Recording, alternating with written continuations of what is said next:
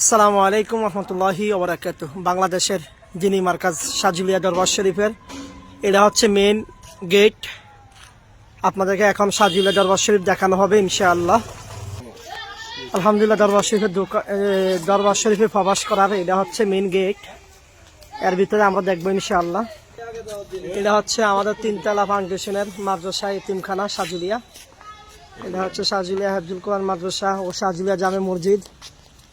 আলহামদুলিল্লাহ, এখন আমাদের জওয়ানার মুজাদ্দিদ ইমামুল আজম ইমাম ফয়জুল্লাহ সাজুলি রহমতুল্লাহ আলহের মাজার শরীফ, শেরেক ও বেদাত মুক্ত মাজার।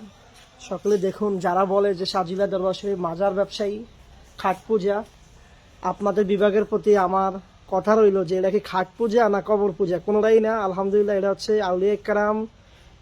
আউলিয়া কেরামের অনুসরণকারীরা যারা আসবে তারা এখানে থাইকা মাজার জিয়ারত করবে। আলহামদুলিল্লাহ, এখানে মাজার থেকে প্রায় 10 ফিট জায়গা দূরত্ব রেখে মাজার জিয়ারত করার জন্য দেওয়া হয়। এই সাইডটা বিশেষ করে বন্ধ করে দেওয়া হয়।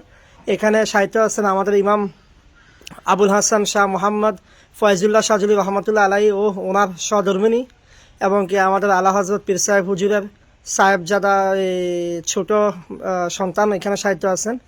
দোয়া করি আল্লাহ সুবহানাহু ওয়া তাআলা আমাদের সকলকে আউলিয়া কেরামের উত্তরসূরি হিসেবে কবুল করুক, এই আশা বৃদ্ধি করতেছি ইনশাআল্লাহ তাআলা। আসসালামু আলাইকুম ওয়া রাহমাতুল্লাহি ওয়া বারাকাতুহু।